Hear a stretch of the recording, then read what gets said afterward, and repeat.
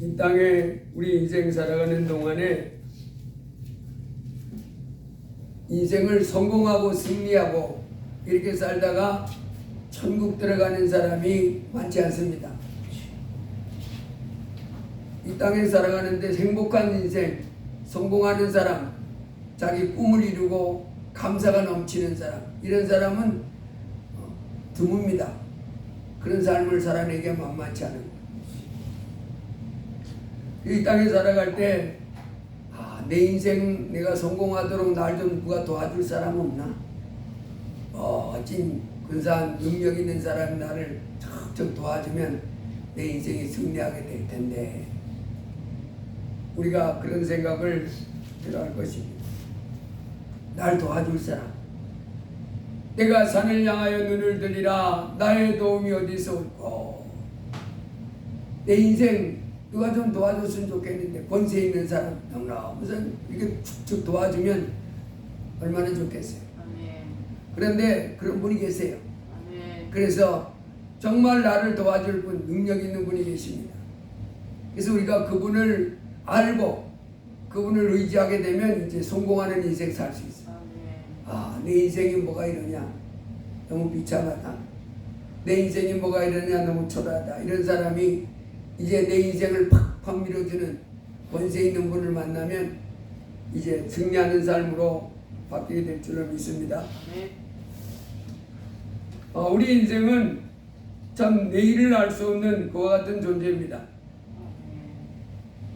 제가 살면서 깜짝 놀랄 때가 참 많아요.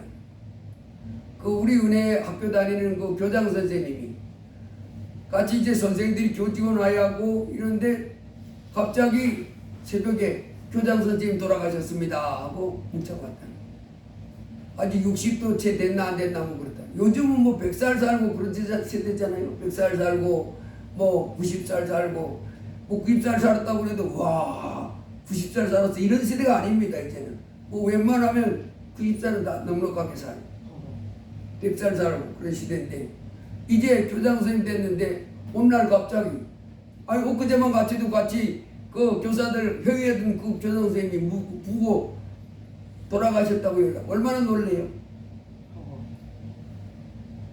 여러분, 제가 우리 목회자들 관계에서도 그런 분 봅니다.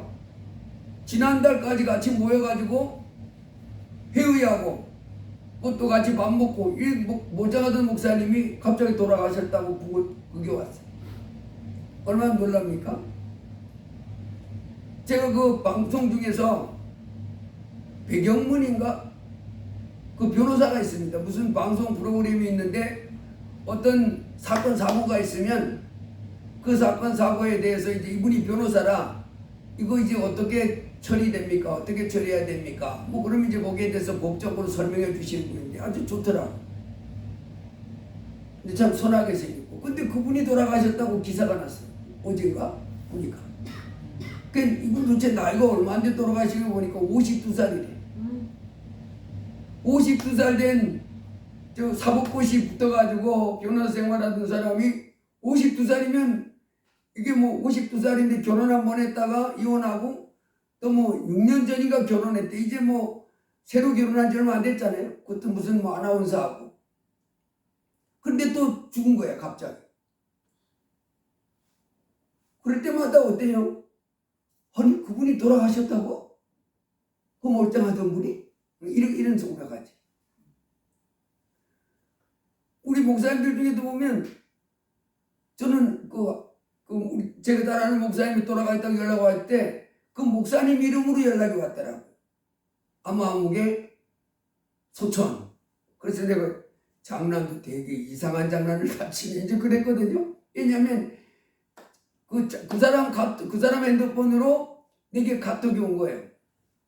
아마무게 목사 소천 이렇게. 그래서 제가 아주 건강했거든요. 그분이야말로 무슨 한 50대 중반? 50대 중반도 안 됐을지 몰라. 50대 초반인가 사이. 그래서 내가 아니 무슨 장난도 이런 장난을 다 하는 거야. 근데 나중에 알고 봤더니 정말 돌아가셨어. 그런데 그 사모님이 그 목사님 친구들 다 모르잖아요. 그러니까 목사님 카톡에 있는 주소에 있는 그걸 그대로 목사님 그 핸드폰으로 보낸 거예요. 이렇게. 얼마나 놀란지 모릅니다.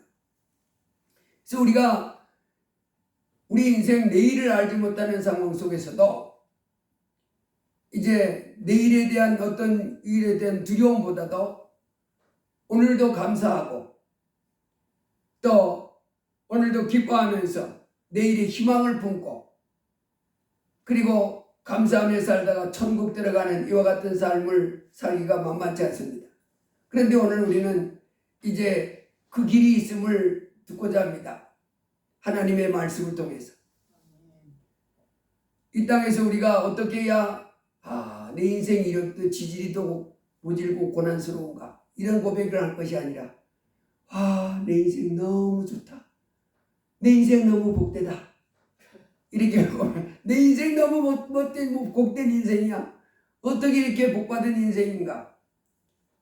그렇게 살다가 천국 들어가는 그와 같은 길이 있음을 오늘 성경을 통해서 배워보도록 하겠습니다. 바로 그 길이 뭐냐? 예수님을 믿고 예수님을 바라보며 예수님을 의지하고 예수님께 순종하는 데서 찾아온다는 말씀을 우리가 결론을 못해 내립니다. 자, 오늘 마태복음 17장에 보면 예수님은 사람 몸을 입고 오셨지만은 하나님 아들이십니다. 사람이시면서 하나님 아들이십니다. 그게 달라요, 우리하고.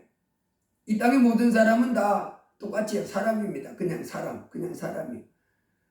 부잣집에 태어나도 사람이고 왕의 아들로 임금의 아들로 태어나도 사람이고 뭐 가난한 그 고지의 아들 딸로 태어나도 사람이고 그냥 사람입니다.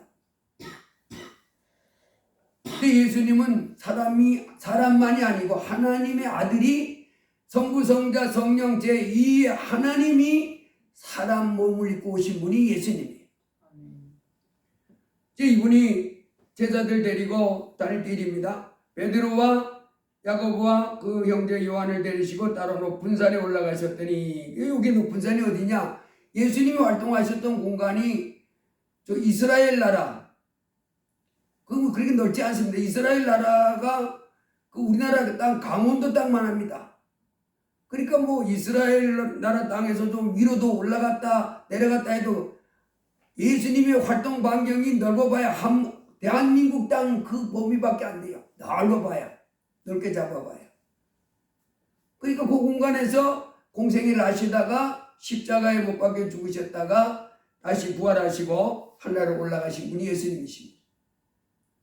근데 그 예수님이 이 땅에 오셔서 뭘 많이 하셨냐면 이 성경 전체가 바로 누구에 대한 기록입니까? 하나님의 아들 예수님에 관한 기록이에요. 세계 최고의 베스트셀러. 이 주제가 뭐냐? 예수님은 그리스도다. 예수님은 하나님의 아들이다. 예수님은 우리의 죄를 씻어주신 우리의 죄를 해결해 주신 구세주다. 그리고 예수님을 이제 영접하는 자마다 영생을 얻는다. 뭐 이런 것이 핵심 주제입니다. 이 성경에.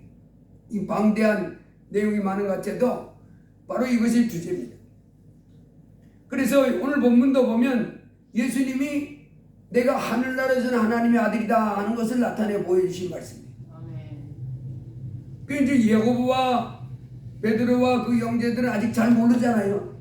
알긴 많이 알았습니다. 주는 그리스도시요. 그런데 점점 더 알아가는 거예요. 예수님을 같이 다니면서. 그래서 따로 높은 산에 올라가셨다는데 이 높은 산이 어디냐면 변화산이라고 그러는데 감람산이나 시온산이 아니고 그 갈릴리 호수 쪽에 그 저지대에 다볼산이라고 있습니다. 다볼산인데 뭐 그 높이가 한 600m 정도나 550m 정도 되는. 근데 다볼산이라 그러는데 이 다볼산 그 예수님이 오셨을 때의 그 다볼산은 열심당원들 그러니까 유대 나라가 그때 로마의 지배 아래 있었습니다. 그래서 우리나라 말하면 독립군들 있잖아요. 우리나라도 옛날 일본 외정세 때 식민지 생활할 때에 독립군들이 있었잖아요. 그 사람들이 이제 진을 치고 있던 곳이 그 뭐 만주 이런 곳이었는데 이 예수님 당시에도 로마로부터 압제를 당하니까 그 열심당원이라고 있었습니다. 이 사람들이 주로 모여서 그 활동하는 거점 지역이 바로 이 다볼산이기 때문에 다볼산이 아닐 가능성이 또 많다 이렇게 말합니다. 그래서 지금 예수님이 제자들 데리고 올라갔던 이 높은 산이 헐몬산이 아니겠는가. 헐몬산은 그 갈릴리에서부터 쭉 더 올라가면 그 여름에도 눈이 꼭대기에 쌓이는 높은 산이 있습니다. 거기 아니겠는가. 근데 정확하게는 몰라요. 어떤 그 산을 데리고 가는데 원래는 예수님이 제자들이 12명이잖아요. 예수님 제자들은 12명입니다. 그런데 여기 보니까 야고보, 베드로, 형제를 따로 데리고 왔어요. 이 세 사람만. 예수님을 보면 뭐 제자들을 이렇게 차별하나 싶지만은 예수님은 이 베드로만 따로 데리고 와서 뭐 일하실 때도 있었고요. 그 다음에 야고보, 요한, 베드로 이 또 세 사람을 또 따로 데리고 와서 가르칠 때 있었고, 그래서 최고의 수제자는 베드로입니다. 예수님이 가장 아끼고 첫 번째 제자로 여긴 사람은 베드로고, 그 다음에 제자는 요 세 사람이고, 그 다음에 12명, 그 다음에 70명, 그 다음에 120명, 그 다음에 500명, 뭐 이렇게 점점 이제 그 밑으로 숫자가 많아져. 어쨌든 요 세 명을 데리고 따로 높은 산에 올라갔는데 예수님이 갑자기 변하는 거예요. 어떻게 변했다고 했어요? 그들 앞에서 변형대사 예수님이 바뀌는 거예요. 예수님 원래 하나님 아들이잖아요. 우리 같은 사람 몸을 입었지만은 원래는 하나님 아들인데 사람 몸을 입고 오신 얼굴이 해같이 빛나며, 여러분 그런 경우 봤어요? 갑자기 얼굴이 해같이 막 제자들이 볼 때 뭐 어떻겠어요? 무서워요. 몰라요. 예수님 왜 저래? 근데 얼굴이 해같이 빛나면서 옷이 빛과 같이 휘어졌다. 예, 밝은 빛 있잖아요. 그 빛과 같이 환해지는. 그 순간 제자들 어떻겠어요? 두려워. 이렇게 놀랐겠지요. 그 제자들이 놀랐을 겁니다. 그런데 또 놀라운 사실이 또 일어납니다. 모세와 엘리야가 예수로 더불어 말하는 것이 그들에게 보이거늘. 근데 모세하고 엘리야 이 사람은, 모세는 지금 예수님과 제자들이 올라가 있던 그 당시로 치면 모세는 1500년 전의 사람입니다. 그때로부터. 그리고 엘리야는 약 한 700년 전의 사람. 그러니까 1500년 전 사람이 나타났고 700년 전 사람이 나타났어요. 여러분 이거 있을 수 있어요? 아니 1500년 전에 죽었던 사람이 지금 살아가지고 멀쩡히 나타나가지고 예수님하고 얘기를 하는 거예요. 우리 지금 1500년 전의 사람, 지금 우리가 2000년 시대니까 1500년이면 옛날에 500년 그 삼국시대 우리 그 저기 뭐 소수림왕, 그 다음에 뭐 그 광개토왕 이런 사람이 갑자기 나타나가지고 나하고 얘기한다 그러면 얘기가 돼요? 이해가 돼요? 예수님과 제자들 앞에 1500년 전에 살던 그 모세가 떡하니 나타난 거예요. 우리가 이거 보면요, 야 이거 지금 이 사람 사는 세상에서는 있을 수 없는 일이잖아요. 이런 일이 어떻게 있어요? 근데 예수님이 확 변하더니 얼굴이 그 해같이 빛나고 옷이 빛과 같이 빛나더니 1500년 전에 살다 죽었던 모세가 떡하니 살아서 지금 예수님하고 얘기하고, 또 700년 전에 살았던 엘리야라고 하는 훌륭한 그 사람이 살아나가지고 얘기를 하는 거예요. 근데 사실 이때 베드로, 야고보, 요한은 모세하고 엘리야를 본 적도 없잖아요. 1500년 전 사람을 자기가 어떻게 봐요? 1500년 전 썩어도 훌기돼도 옛날에 훌기됐지. 완전히 흑동이가 돼버리지. 그런데 그 사람이 살아서 와 있는 거예요. 그래서 이거 어떻게 하느냐면, 여러분 영은 살아있잖아요. 영은 영적인 존재는 이 시간 이런 게 다 초월됩니다. 그래서 여러분 우리가 갈라를 가잖아요. 그럼 대번에 베드로 알아봅니다. 못 가는 사람들이 뭐 베드로 알아볼 리도 그 지옥에 떨어지는 그런 거지만은, 우리는 이 지금 이 성경에 나와 있는 이 사람들 안 죽어 있습니다. 다 살아 있습니다. 천국에. 그 살아있던 그 하나님 나라에 살아있던 그 모세 1500 사람이 지금 이 변화산 선상에 예수님 앞에 지금 나타난 거예요. 하나님이 이제 보냈겠지요. 이렇게 가서 얘기하라. 도대체 하나님이 도대체 왜 1500년 전 모세, 700년 전 모세를 그 하늘나라에 있던 그들이 와서 이렇게 대화를 하게 했는가? 중요한 것은 이 모세는 하나님으로부터 율법을 받아서 전해줬던 사람이에요. 율법. 그래서 율법 그러면 모세입니다. 하나님이 모세를 통해서 준 율법. 율법 그러면 모세. 이스라엘 백성은 율법에 붙잡혀 살았잖아요. 그 다음에 엘리야 그러면 선지자입니다. 선지자들 그 바알 선지, 아세라 선지자와 싸워가지고 이겼던 아주 유명한 그 대단한 주의 종인데, 그래서 구약의 율법을 대표하는 모세, 그리고 선지자를 대표하는 엘리야, 이 두 사람이 나타나서 얘기하다가 갑자기 어떻게 됐어요? 사라져버리고. 그리고 누구밖에 안 남아요? 예수님만 남아요. 근데 음성이 들려오기는 뭐라 하냐면, 이는 내 사랑하는 아들이요 내 기뻐하는 자인 너희는 그의 말을 들으라. 자, 우리는 이 말씀을 통해서 이제 깨달을 것이 뭐냐면, 여러분 우리가 하나님을 섬기잖아요. 하나님을 섬기는데 꼭 기억해야 될 것은 어떻게 하는 사람이 하나님을 잘 섬기는 거냐, 어떻게 하는 사람이 신앙생활을 참 잘하는 거냐, 하나님을 기쁘시게 해드리는 거냐.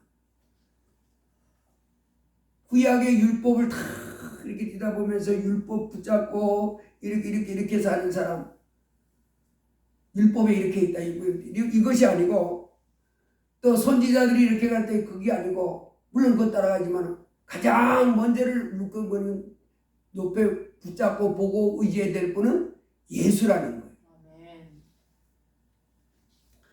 여러분 우리가 예수님을 믿으면서 이제 꼭 기억해야 될 것은, 하나님은 우리로 이 땅에 살아가면서 낭망하지 않길 원하는 거예요. 그래서 누가복음 18장에도 예수님이 항상 기도하고 낭망치 말아야 될 것을 말씀했다.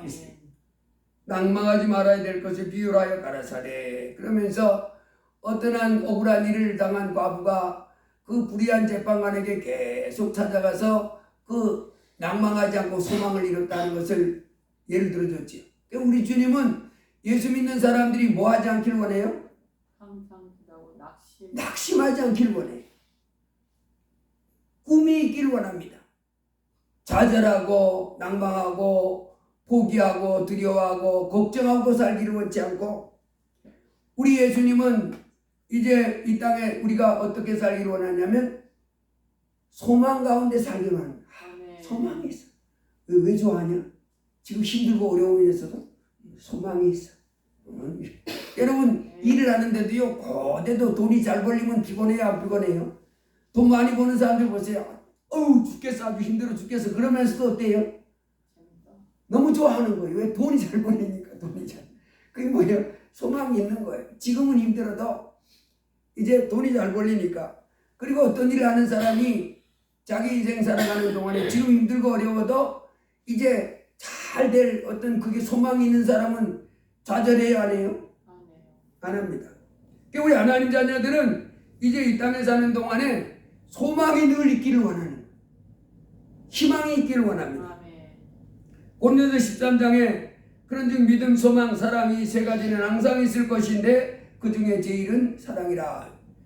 믿음, 소망, 사랑, 소망이 있는 것. 그래서 내 마음속에 소망이 있다. 이런 사람 하나님은 이렇게 살기를 원하는. 뭐 있기를 원한다고요? 소망, 희망. 두려워하고 낙심하고 근심하고 불안에 떨고 좌절하고 이렇게 살기를 원하는 것이 아니라 소망 가운데 살기를 원하는. 소망 가운데. 그래서 믿음, 소망, 사랑이, 소망이 항상 있어야 된다는.